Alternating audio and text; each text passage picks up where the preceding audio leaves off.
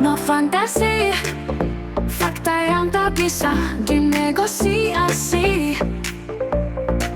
Ide dan gagasan, temuan dan analisa hanya untuk Indonesia.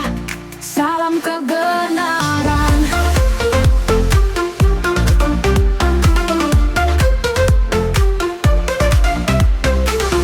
Bismillahirrahmanirrahim. Assalamualaikum warahmatullahi wabarakatuh. Sahabat Dr. Tifa dimanapun Anda berada, jumpa kembali dengan channel yang mengantar Anda memasuki peradaban baru manusia dan insya Allah membekali Anda dengan keimanan, kecerdasan, dan kebenaran. Amin. Teman-teman, sahabat Dr. Tifa semuanya, hari ini saya nyambung untuk part 1 seperti yang saya janjikan, ini part 2-nya. Saya mau bahas lagi masa depan Indonesia seperti apa yang kita butuhkan. Di video yang lalu, di part 1, ya, silahkan Anda lihat di DRTF channel ya, untuk bisa mendapatkan benang merahnya, supaya nyambung dengan part 2 ini. Kita belajar waktu itu di part 1, menganalisis Indonesia di masa lalu, yang waktu itu namanya Sriwijaya di abad ke-7, dan waktu itu juga namanya Majapahit di abad ke-13 ya, dengan bentuk pemerintahan konfederasi mereka. Sekarang di part 2 ini, saya akan buka dengan pertanyaan. Apakah model konfederasi seperti Sriwijaya dan Majapahit lebih relevan untuk Indonesia di abad 21 ini, di peradaban baru ini, di peradaban Adam 5.0 ini? Sekarang jika kita bandingkan ya dengan Indonesia saat ini ya, model konfederasi Sriwijaya dan Majapahit seperti yang kita lihat pada video sebelumnya, sebenarnya kan lebih relevan ya untuk Indonesia sebagai negara kepulauan kan. Sriwijaya dulu negara kepulauan, Majapahit negara kepulauan, dan diletaknya juga, di lokasinya juga sama dengan Indonesia sekarang. Dan Sriwijaya bisa bertahan 600 tahun, Majapahit bisa bertahan 300 tahun, Indonesia sekarang mau 1 abad aja kita udah terengah-engah seperti ini gitu dengan bentuk negara kesatuan. Karena sebenarnya saya mau mengajak Anda untuk benar-benar yang berpikir sesuai dengan common sense, benar-benar yang rasional, benar-benar yang sesuai dengan intuisi kita, benar-benar yang deep thinking gitu ya. Indonesia ini kan terlalu luas untuk diperintah secara terpusat, secara centralized ya, dengan satu ibu kota begitu. Dan tidak memberi lebih banyak otonomi untuk daerah-daerah yang dikuasai. Beda sekali dengan zaman Sriwijaya dan Majapahit. Mereka menguasai banyak kerajaan, tapi kerajaan-kerajaan itu tetap mereka biarkan berdiri dan mengurus kerajaannya masing-masing. Tidak seperti Indonesia saat ini. Kita sejak tanggal 17 Agustus 1945 ada kurang lebih 400 kerajaan yang melebur menjadi satu negara. Tapi ya kemarin ada satu ya, putra mahkota calon raja di Surakarta aja udah ngeluh kan, nyesel gabung di Republik gitu. Dan itu mungkin tidak hanya beliau yang bilang begitu. 399 raja-raja yang lain jangan-jangan udah ngebatin. Cuma ini anak milenial satu ini aja yang berani gitu ya. Jadi sekarang coba kita pikirkan tuh. Ini ibu kotanya Jakarta. Ya. Sekarang kalau ibu kota pindah IKN, apakah terus jadi merata? Ya enggak. Enggak lah. Selama sistem politik dan ekonomi masih centralized, masih sentralistik, mau di mana aja ibu kota dipindah, ya, tetap aja nanti kekuasaan politik dan ekonomi tetap terpusat di surrounding ibu kotanya. Kecuali jika kemudian Indonesia menerapkan seperti Sriwijaya dan Majapahit, desentralisasi konfederatif, baru kita bisa lihat kemajuan bakal terjadi di daerah-daerah. Kalau mau tetap sentralistik, nonsens. Daerah-daerah itu bisa tumbuh dengan adil dan merata. Kita udah lihat 79 tahun ini apa jadinya Indonesia kan? Makanya kita perlu pikirkan bagaimana ekonomi mandiri untuk tiap wilayah. Sebagaimana yang terjadi pada Sriwijaya dan terjadi pada Majapahit. Sriwijaya waktu itu ya di abad ke-7 loh. Ya, bisa menunjukkan bahwa kontrol ekonomi lebih penting daripada kontrol politik. Itu kuncinya. Kenapa Sriwijaya bisa bertahan 600 tahun. Setiap provinsi di Indonesia seharusnya juga memiliki kendali ekonomi sendiri, tanpa harus terlalu tergantung pada pusat, dan bisa secara otonom mengurus politiknya sendiri gitu. Nah, kemudian tinggal Indonesianya ngontrol ekonominya, seperti Sriwijaya persis. Kemudian yang berikutnya, alih-alih memaksakan wilayah-wilayah kerajaan-kerajaan itu untuk gabung jadi satu, Majapahit lebih memikirkan soal aliansi. Dan jadi Majapahit tidak memaksakan sistemnya ke daerah-daerah taklukan, tapi membangun sistem konfederasi atau aliansi. Jika Indonesia sekarang ini ingin lebih kuat, rasanya sistem federasi atau konfederasi berbasis ekonomi dan budaya bisa loh jadi solusi untuk menghindarkan Indonesia dari kehancuran di depan mata.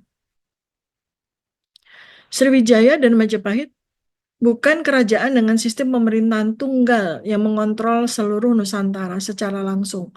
Seperti pada waktu Sriwijaya itu ada dinasti Tang, kerajaan Romawi gitu ya. Enggak kan? Sriwijaya tidak menganut itu. Sriwijaya menganut konfederasi. Begitu juga dengan Majapahit.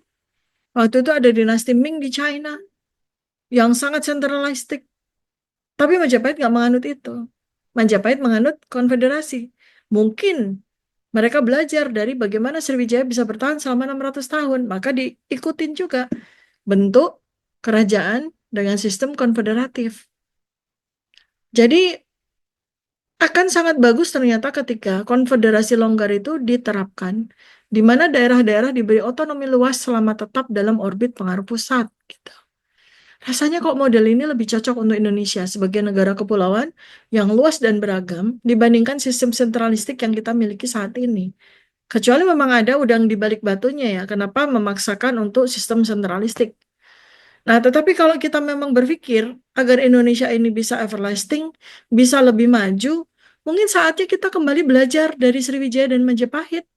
Karena mereka maju luar biasa di zamannya, mereka hebat luar biasa di zamannya. Bagaimana kita belajar untuk membangun sistem yang lebih adaptif, lebih fleksibel, dan lebih berkeadilan seperti yang terjadi pada kedua kerajaan masa lalu Indonesia tersebut. Ya. Pada part 1 dan beberapa kali saya sudah sebut tentang konsep fasal ya. Ini pada kesempatan ini saya coba jelaskan. Jadi, konsep fasal itu ya, dalam terminologi politik dan hubungan internasional, ada dua konsep fasal. Fasal strong sama fasal loose. Ya, strong fasal sama loose fasal. Jadi, istilah formalnya ya, kalau strong fasal itu, istilah formalnya itu client state. Jadi negara yang memiliki kedaulatan terbatas dan sangat tergantung pada negara pelindung dalam aspek politik, ekonomi, dan militer. Maka negara kecil ini ya, yang ada di bawah negara besar ini adalah client state. Ya. Kemudian ada lagi protectorate. Protectorate ini negara yang secara resmi memiliki pemerintahan sendiri, tetapi berada di bawah perlindungan dan kontrol negara yang lebih kuat. Itu namanya protectorate. Kemudian ada lagi dominion. Ini entitas yang memiliki otonomi luas, tetapi berada di dalam orbit kekuasaan negara induk. Ini dominion. Kemudian ada sistem yang loose fasal, fasal longgar. Ini ada tributary state ya. Jadi negara membayar upeti atau memberikan pengakuan simbolis kepada negara yang lebih kuat tanpa kehilangan otonomi internalnya.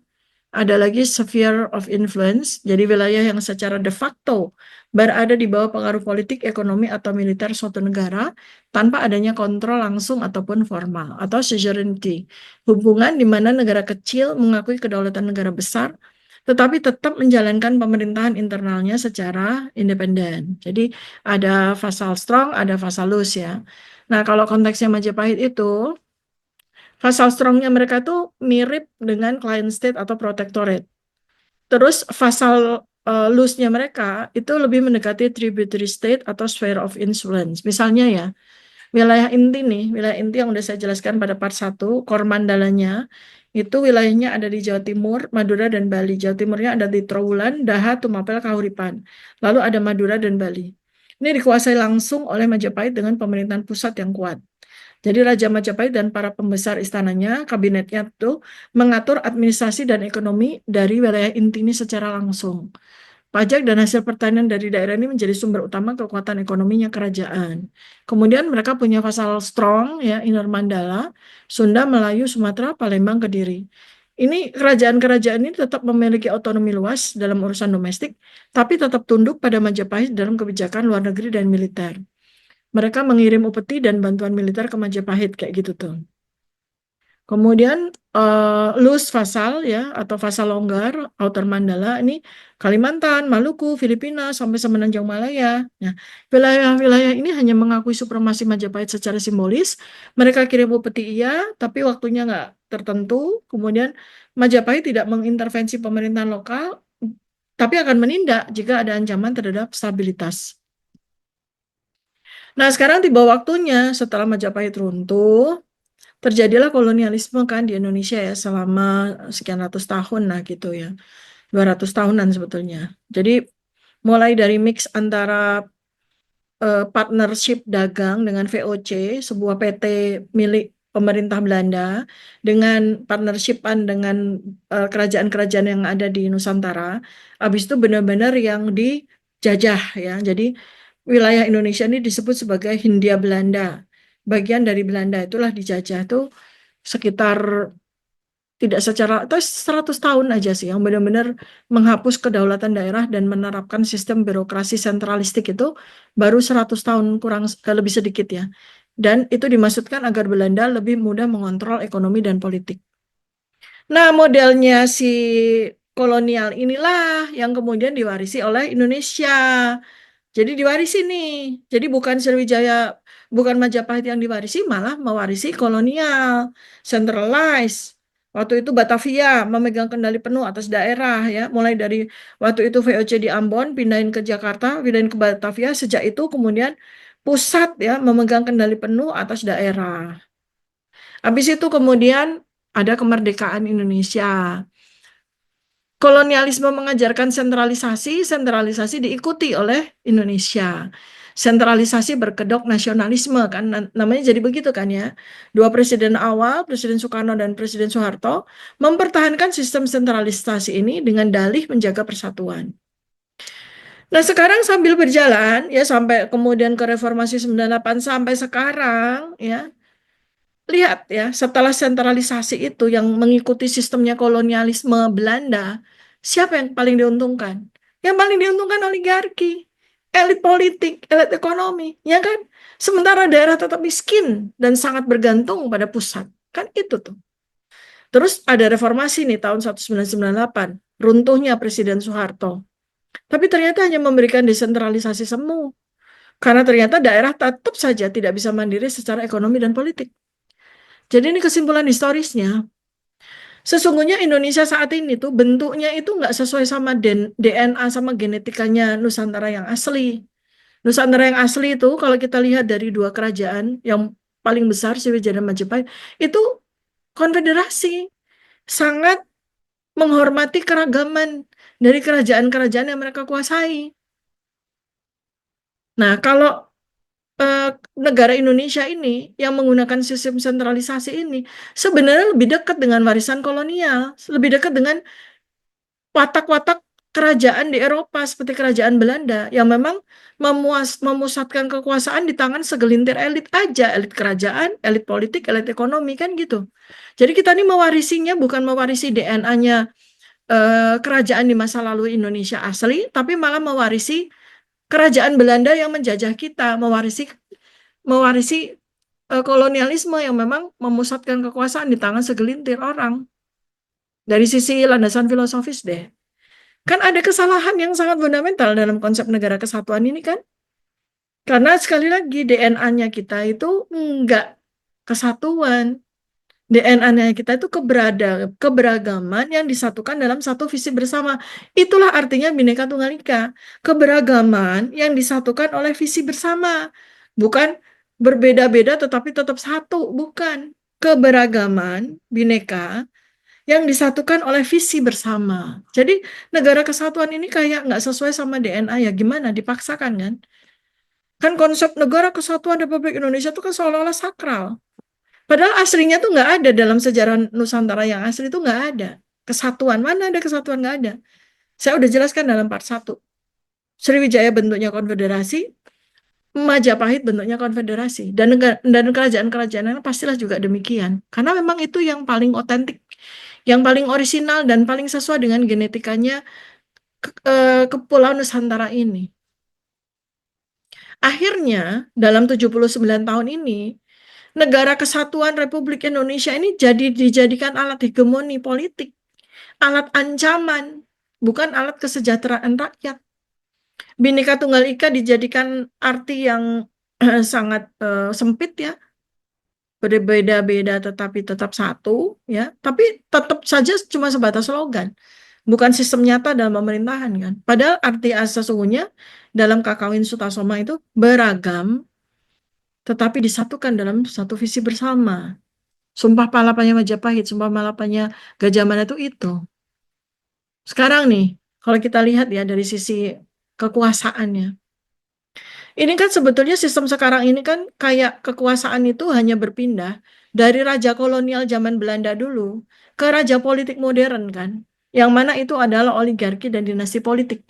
Dulu kerajaan Belanda itu menguasai Hindia Belanda yang sekarang jadi Indonesia itu dengan model seperti itu. Oligarkinya siapa? VOC.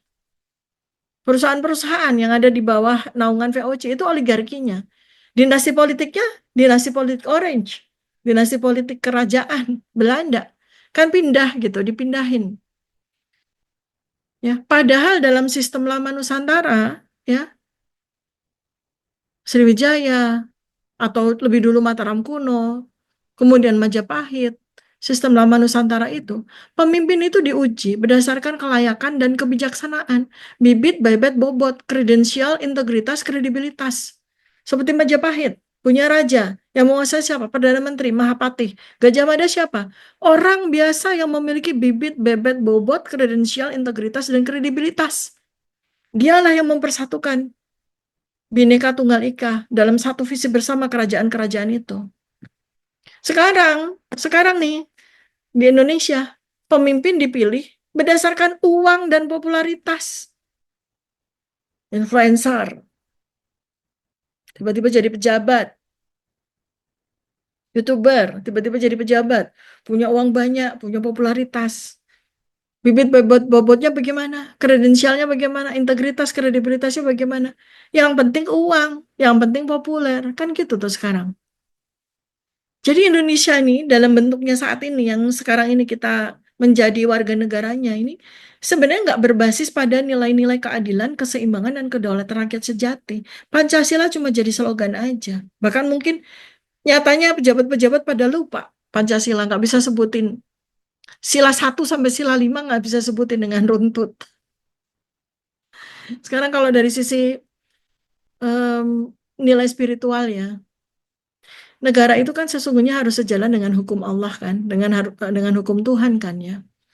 Gimana pemerintahan yang diridhoi Allah ya?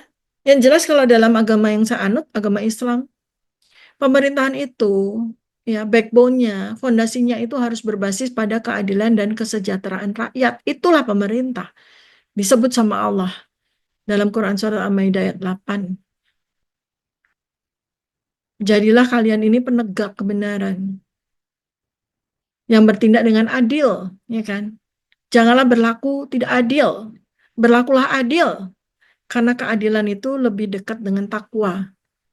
Bertakwalah kepada Allah.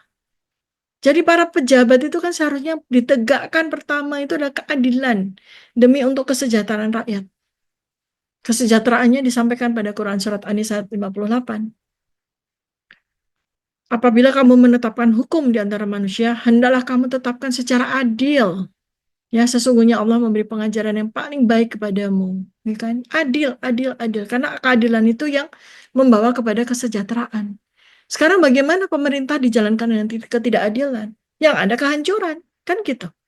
Jika pemerintah hanya menguntungkan elit-elit saja, elit ekonomi, oligarki, elit politik, maka Allah nggak ridho dan pasti menuju kehancuran. Hati-hati kita semua ini. Maka kita mesti lihat dengan teliti, dengan kritis pemerintah ini. Pemerintah ini cuma menguntungkan elit-elit ekonomi, elit-elit politik.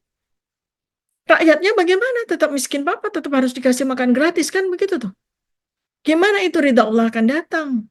Pastilah menuju kehancuran. Allah juga sudah memerintahkan jelas. Bagaimana seorang leader, bagaimana seorang pemimpin. Prinsipnya itu apa? Mizan, keseimbangan. Itu prinsip dasar alam semesta. Tertulis jelas dalam Quran Surat Ar-Rahman ayat 7-9. Langit telah ditinggikannya dan diciptakan keseimbangan. Agar kamu jangan merusak keseimbangan itu. Dan tegakkan keseimbangan itu dengan adil. Dan janganlah kamu mengurangi keseimbangan itu. Itu. Pemimpin itu harus begitu. Kalau negara tidak memiliki keseimbangan antara pusat dan daerah, tidak menjaga keseimbangan antara rakyat dan elit, akan runtuh sendiri. Sekarang apa lagi? Ketika pemerintah membiarkan kedaulatan negara direbut oleh globalis, direbut oleh global power. Saat ini tuh kan Indonesia lebih tunduk pada sistem kapitalisme global power daripada nilai-nilai keutuhanan. Utang luar negeri dengan riba, dengan bunga, berbunga. Eksploitasi sumber daya alam oleh asing, biarkan saja. Ketimbangan sosial. Tanah-tanah diambil, tanah-tanah rakyat diambil. Tanpa pemerintah hadir untuk memberikan perlindungan kepada rakyatnya. Ini tanda negara ini dikuasai sistem tauhid namanya. Jadi Indonesia ini ya secara spiritual itu bentuknya sekarang tidak mencerminkan prinsip-prinsip ilahiyah dalam tata kelola masyarakat. Jadi gimana kita ini mau direformasi secara fundamental atau biarkan aja hancur? Kalau kita udah lihat ya dari sisi historisnya gimana, filosofisnya, spiritualitasnya gimana, terus Indonesia nggak juga direformasi, terus bagaimana? Maka saya mengusulkan ini demi Indonesia yang lebih baik di masa depan, demi agar Indonesia nggak hancur. Saya usulkan beberapa opsi. Bagaimana kalau sekarang kita pikirkan untuk mengadopsi sistem konfederasi seperti yang terjadi pada Sriwijaya dan Majapahit. Udah itu udah resep yang cesplang. Resep yang membuat mereka bisa bertahan 600 tahun Sriwijaya, 300 tahun Majapahit. Tinggalkan sekarang diadaptasikan dengan sistem peradaban baru sekarang kan, dengan sistem digitalisasi. Pasti itu kan lebih luar biasa dampaknya. Bagaimana kita mengatur dan memberikan daerah otonomi, memberikan otonomi penuh kepada kerajaan-kerajaan awal, daerah-daerah, dalam ekonomi dan politik mereka. Jakarta tetap sebagai pusat diplomasi dan pertahanan, militer, tapi tidak mencampuri urusan daerah.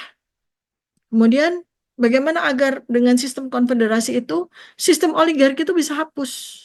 Dan partai-partai politik yang korup itu juga bisa sembuh gitu. Jadi demokrasi kita tetapkan seperti nilai-nilai Pancasila, basisnya musyawarah, kemudian kepemimpinan itu meritokrasi, sesuai dengan yang sesuai kapasitas, dan bukan kapitalisme politik. Politik kok dikapitalisasi itu gimana? Ada kursi kan ada uang, ada jabatan kan ada uang, itu kapitalisme politik yang terjadi sekarang. Bagaimana sekarang kerajaan-kerajaan lama di Nusantara ini memberikan hikmah dan pelajaran kepada kita.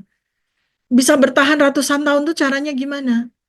Maka kepemimpinannya tuh harus berbasis hikmah dan keadilan. Apalagi pemimpin-pemimpin rata-rata kan beragama Islam. Kenapa nggak mengadopsi model kepemimpinan berbasis hikmah dan keadilan seperti dalam Islam dan sistem Nusantara lama? Bangun ekonomi mandiri dan bebas dari asing. Asing itu sebatas sebagai aliansi, sebatas sebagai partner, global partner. Tapi jangan sampai mengambil kedaulatan Indonesia. Indonesia harus keluar dari sistem kapitalisme global ini kalau kita mau mandiri.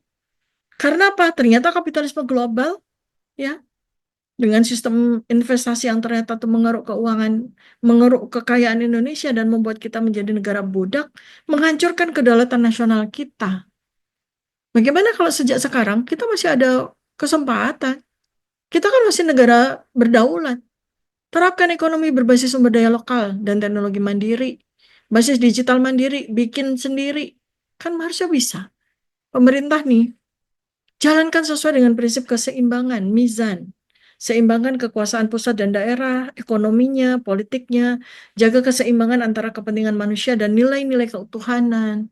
Wah, itu akan sangat bagus Indonesia itu kalau masih bisa diselamatkan dengan cara seperti itu.